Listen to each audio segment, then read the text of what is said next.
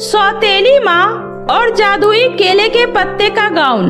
एक गांव में बिमला नाम की एक औरत अपनी 2 बेटियां सुमन और काजल के साथ रहा करती थी। बिमला का पति सुरेश एक नंबर का कामचोर और नशेड़ी किस्म का इंसान था। वो हमेशा नशे की हालत में इधर उधर पड़ा रहता था। लेकिन बिमला को तो अपनी दोनों बच्चियों का पालन पोषण करने के लिए कुछ तो करना ही था। इसलिए उसने अपने खेतों में केले के कुछ पेड़ लगा दिए और उन्हीं केलों को बेचकर वे अपनी बेटियों का पालन पोषण करने लगी। और ऐसे ही कुछ महीने बाद बिमला फिर से गर्भवती हो जाती है। ये बात सुनकर सुरेश बिमला से कहता है, अरे मेरी बात को ध्यान से सुन। अगर तूने मुझे इस बार बेटा नहीं दिया तो मैं तेरी इन दोनों बेटियों को ले जाकर कूड़ेदान में फेंक कर आऊंगा, समझी? सुरेश की ये बातें सुनकर बिमला बहुत घबरा जाती है, क्योंकि बेटा हो या बेटी ये सब तो ऊपर वाले के हाथ में ही होता है। लेकिन समाज की इस दकियानुसी सोच को भला कौन बदल सकता है। और इन्हीं सब की चिंता में बिमला धीरे धीरे कमजोर पड़ने लगती है और ऐसी अवस्था में भी वे खेतों में काम करके अपने शरीर को और भी कमजोर बना लेती है। तभी एक दिन ऐसे ही बिमला जब अपने खेतों में काम कर रही होती है, उसी समय अचानक से बिमला के पेट में दर्द शुरू हो जाता है और उस समय किसी की मदद न मिलने की वजह से बिमला वहीं पर एक बेटी को जन्म देकर अपना दम तोड़ देती है। जिसके बाद सुमन और काजल अपनी नवजात बहन अनन्या को अपनी गोद में उठाए जोर जोर से रोने लगती है। और वहीं सुरेश बिमला के जाने के एक दिन बाद ही कौशल्या नाम की दूसरी औरत से शादी करके उसे घर ले आता है। और कौशल्या घर में आते ही अपना असली रूप दिखाना शुरू कर देती है और कहती है, तुम दोनों मेरी बात को ध्यान से सुनो। ये मेरा घर है, कोई अनाथ आश्रम नहीं जो तुम दोनों यहाँ पर मुफ्त की रोटियाँ तोड़ोगी। इसलिए ये टोकरियाँ उठाओ और जो तुम्हारी माँ ने केले के पेड़ लगाए हैं ना, उसमें से केला तोड़कर बाजार में बेच कर आओ और जितने भी पैसे मिलेंगे चुपचाप से लाकर मुझे दे देना। और एक बात और, अपनी इस नवजात बहन को भी अपने साथ ले जाओ, वरना दिन भर रो रो कर मेरा सर खा जाएगी। इतना सुनकर काजल और सुमन सर पर केले की टोकरी और अपने हाथ में अपनी नवजात बहन अनन्या को लेकर बाजार में केले बेचने जाती है कि उसी समय अनन्या जोर जोर से रोने लगती है। तभी सुमन कहती है, अरे ओ मेरी प्यारी बहन, तुम क्यों रो रही हो? क्या हुआ? दीदी, मुझे लगता है कि हमारी नन्ही सी बहन को भूख लगी है, क्योंकि हमारी सौतेली माँ ने तो कल से ही हमारी बहन को दूध नहीं दिया है। अब हम लोग क्या करेंगे दीदी? हमारे पास इतने पैसे भी नहीं है कि हम अपनी बहन के लिए दूध खरीद सके।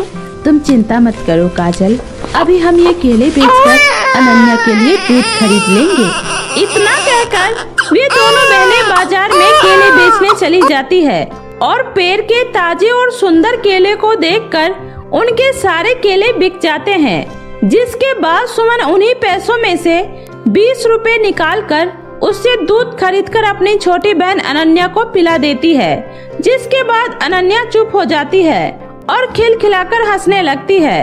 जब थोड़ी देर बाद वे दोनों बहनें घर पहुंचती है तो कौशल्या कहती है, आ गई तुम दोनों, आखिर इतनी देर कहाँ लगा दी थी? सारे केले बिक गए हैं ना? जी माँ, सारे केले बिक गए। तो वहाँ खड़ी खड़ी मेरी शक्ल क्या देख रही हो? ला मेरे पैसे दे इधर। इतना कहकर कौशल्या सुमन से पैसे लेकर गिनने लगती है, लेकिन उसमें से 20 रुपए कम होने की बात सुनकर कौशल्या गुस्से में कहती है, तुम दोनों की हिम्मत कैसे हुई मुझसे बिना पूछे मेरे पैसे खर्च करने की? माँ, हमारी बहन को बहुत तेज भूख लगी थी, इसलिए हमने बस उसके लिए थोड़ा सा दूध खरीदा था।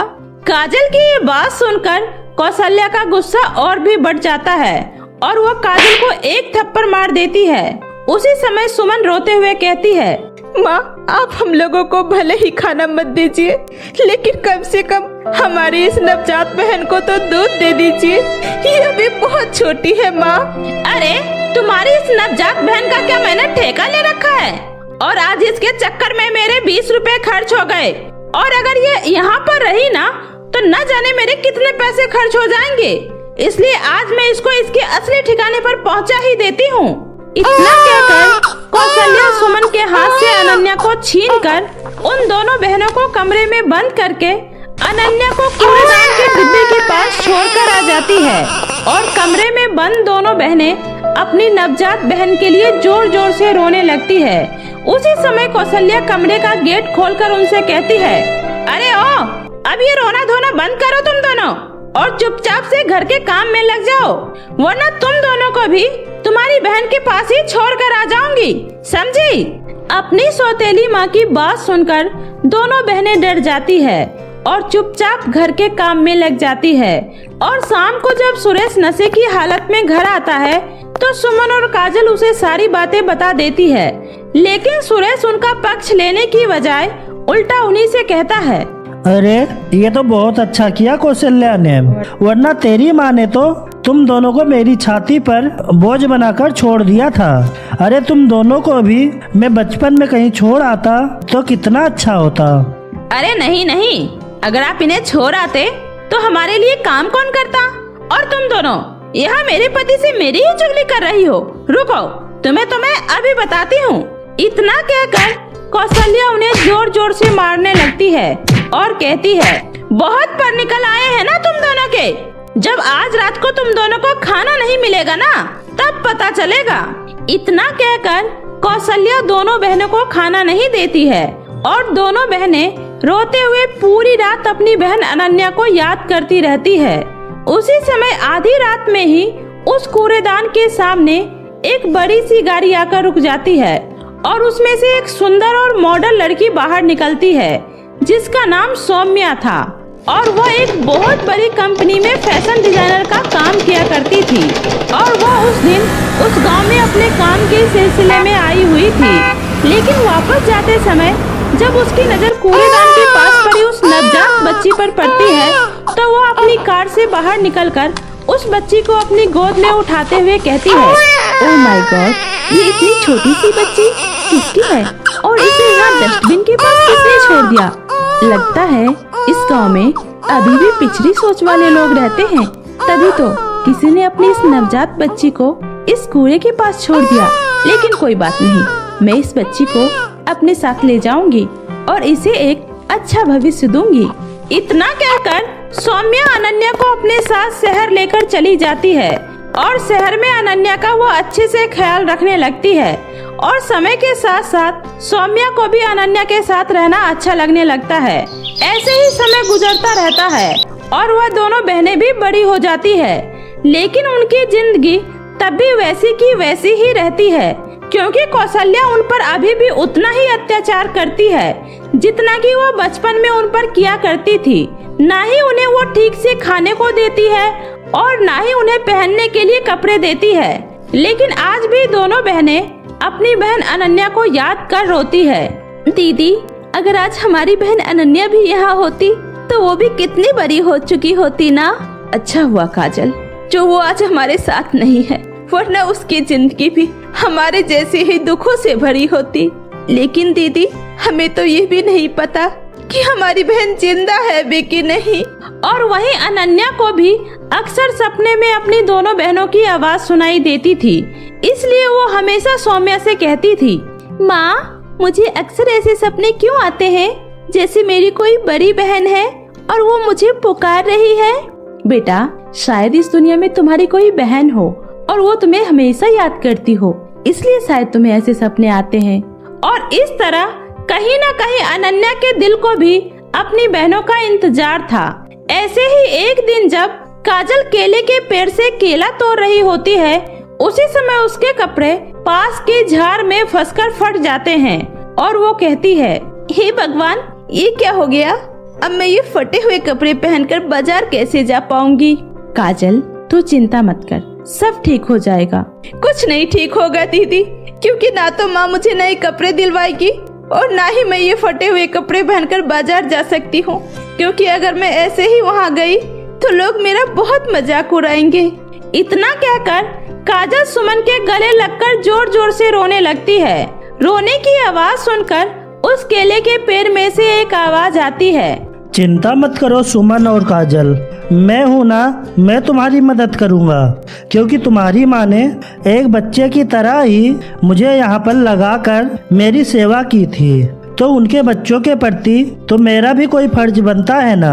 तो तुम लोग मेरे इन जादुई केले के पत्ते से अपने लिए किसी तरह की ड्रेस बना सकती हो, और ये ड्रेस कभी भी खराब नहीं होगा। क्या जादुई केले के पत्ते? इसका मतलब तुम एक जादुई केले के पेड़ हो? हाँ, तुमने बिल्कुल सही कहा, लेकिन ये बात तुम्हारी माँ को नहीं पता था, इसलिए शायद उन्होंने मुझसे कभी कुछ नहीं मांगा। लेकिन आज मुझे मौका मिला है तुम लोगों की मदद करने के लिए, इसलिए तुम मेरे इस जादुई केले के पत्ते को ले जाकर अपने लिए किसी भी तरह की ड्रेस बना लो। इतना सुनकर सुमन और काजल जादुई केले के पत्तों को ले जाकर अपने लिए सुंदर सा गाउन बना लेती है और उसी गाउन को पहनकर वह बाजार में केले बेचने जाती है। और उसी दिन सौम्या भी नए डिजाइन के चक्कर में फिर से उस गांव में आती है, और जब उसकी नजर सुमन और काजल के केले के पत्तों से बने गाउन पर जाती है तो वह उनके पास जाकर उनसे कहती है, अरे वाह, केले के पत्ते का गाउन, ये तो एकदम यूनिक डिजाइन है। क्या ये गाउन तुम लोगों ने खुद बनाया है? जी मैम, वो हमारे पास कपड़े नहीं थे तो हमने इन केले के पत्तों से ही ये गाउन बनाया है। वाओ, सच में तुम लोग तो बहुत ही टैलेंटेड हो। क्या तुम लोग मेरे साथ काम करना चाहोगी? इसके बदले मैं तुम्हें बहुत से पैसे दूंगी, तुम लोग चलो मेरे साथ। इतना कहकर सौम्या काजल और सुमन को अपने साथ शहर ले जाती है और उन्हें भी अपनी ही कंपनी में एक अच्छे पोस्ट पर नौकरी दिलवा देती है, जिसके बदले उन्हें बहुत सारे पैसे भी देती है। और जब सौम्या उन्हें अपने घर पर खाने के लिए ले जाती है तो बातों ही बातों में अनन्या उन्हें अपने सपनों के बारे में बता देती है। उसी समय वो दोनों कहती है, क्या तुम्हारा नाम अनन्या है? क्या तुम सौम्या मैम को किसी गांव में मिली थी? हाँ, लेकिन ये सब आपको कैसे पता? क्योंकि हमें तुम्हारी वो अभागन बहन है जिसकी आवाज तुम अपने सपनों में सुनती हो। तुम मेरी बहन हो अनन्या। क्या आप लोग ही मेरी बहन हो? इतना कहकर वे तीनों बहनें एक दूसरे को गले से लगा लेती है और खुशी खुशी एक साथ रहने लगती है। और वहीं उन दोनों के जाने के बाद कौशल्या और सुरेश पूरी तरह से रोड पर आ जाते हैं और दर दर की ठोकरें खाने लगते हैं, और इस तरह से उन लोगों को उनके किए की सजा मिल जाती है और उन तीनों बहनों को उनका इंसाफ। घास का जादुई चॉकलेट केक। मध्य प्रदेश के एक छोटे से गांव में माहिरा नाम की एक औरत अपनी दो बेटियां रानी और प्रिया के साथ रहती थी। माहिरा के पति का मृत्यु कुछ समय पहले किसी बीमारी के कारण हो गई थी।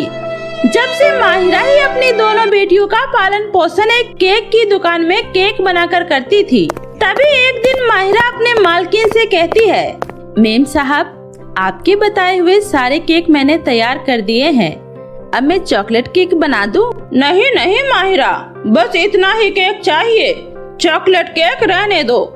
चॉकलेट केक की बिक्री अब कम हो गई है, अब से हम चॉकलेट केक कम बनाएंगे। धीरे धीरे माहिरा की मेम साहब का काम कम होने लगा था, जिस वजह से माहिरा भी कम केक बनाया करती थी। धीरे धीरे बेकरी का मुनाफा भी घटता जा रहा था और माहिरा की मेम साहब बेकरी बंद करने का फैसला कर लेती है। तभी एक दिन माहिरा की मेम साहब माहिरा से कहती है, देखो माहिरा, तुम तो जानती हो ना, अब बेकरी से मुझे बिल्कुल भी मुनाफा नहीं हो रहा, इसलिए मैं अब यह बेकरी बंद कर रही हूँ। तुम 2-3 दिनों के अंदर कोई और काम देख लेना। ये सुनकर माहिरा उदास हो जाती है। बहुत मुश्किल से उसे इस बेकरी में काम मिला था, अब वह भी बंद हो गया। उस दिन माहिरा उदास होकर अपने घर लौटती है। अपनी माँ को उदास देखकर माहिरा की बेटी रानी पूछती है, क्या बात है माँ, आज आप बड़े परेशान लग रहे हो, क्या हुआ? क्या बताऊं बेटा, कितनी मुश्किल से तो मुझे ये नौकरी मिली थी, अब ये भी बंद हो रही है। पर क्यों माँ? बेटा, बेकरी का धंधा कम हो गया है, इसलिए मालकिन बेकरी बंद कर रही है। 2-3 दिनों में ही मालकिन बेकरी बंद कर देगी। हे भगवान, अब क्या होगा माँ? तुम टेंशन मत लो बेटा, मैं कोई दूसरा काम ढूंढ लूंगी। माँ, हमें जल्दी ही कोई काम ढूंढना होगा और हमें प्रिया के स्कूल की फीस भी तो जमा करानी है ना। वो कब से बोल रही है। हाँ हाँ बेटी, मुझे याद है, मैं जल्दी ही कोई काम ढूंढती हूँ। रानी बहुत ही समझदार लड़की थी। वो अपनी माँ की हालात को समझती थी, इसलिए वो अपना पढ़ाई बीच में छोड़कर घर के कामों में लग गई ताकि वो अपनी माँ की कुछ मदद कर सके। अपनी माँ की नौकरी छूट जाने के बाद रानी और प्रिया बहुत ही परेशान हो जाती है। अगले दिन सुबह होते ही माहिरा काम की तलाश में दूसरे बेकरी में काम पता करने के लिए जाती है और बेकरी के मालिक से कहती है, भाई साहब, आपके बेकरी में केक बनाने वालों की जगह खाली है क्या? वो क्या है ना, मुझे केक बनाने का बहुत सालों का तजुर्बा है, मैं आपको कभी कोई शिकायत का मौका नहीं दूंगी। अरे नहीं नहीं, हमारे यहाँ तो कोई नौकरी नहीं है। ठीक है भाई साहब। माहिरा पूरे दिन इधर उधर काम ढूंढती है, लेकिन उसे कहीं कोई काम नहीं मिलता। फिर शाम को माहिरा अपनी मेम साहब की दुकान पर जाती है। माहिरा को देखकर उसकी मेम साहब कहती है, अच्छा हुआ माहिरा, तू आ गई। ये ले तुम्हारे पिछले महीने की सैलरी। तुझे कहीं और नौकरी मिली क्या? जी नहीं मेम साहब। माहिरा, ये सब मुझे बिल्कुल भी अच्छा नहीं लग रहा है, पर तू ही बता मैं क्या करूं? मेरी तो दुकान चल ही नहीं रही है, तो क्या फायदा दुकान खोलकर। चल कोई बात नहीं, मैं तेरे काम के लिए कहीं और बात करती हूँ। उम्मीद है तुझे जल्दी ही कहीं कोई नौकरी मिल जाएगी। माहिरा अपनी सैलरी लेकर घर आती है और रानी को आवाज लगाती है, रानी बेटा, ये लो पैसे और इन पैसों से घर का राशन ले आना। बेटा, इस बार पैसे थोड़े सोच समझ कर खर्च करने पड़ेंगे। क्यों माँ, आपको कहीं कोई नौकरी नहीं मिली क्या? नहीं बेटा, मैंने हर जगह पता कर लिया, लेकिन मुझे कहीं कोई नौकरी नहीं मिली। इतना बोलकर माहिरा अपने कमरे में सोने चली जाती है। रानी अपनी माँ की मजबूरी समझ रही थी। वह उन पैसों से थोड़ा बहुत घर का राशन ले आती है। ऐसे ही कुछ दिनों तक माहिरा बहुत काम ढूंढती है, परंतु उसे कहीं कोई काम नहीं मिलता।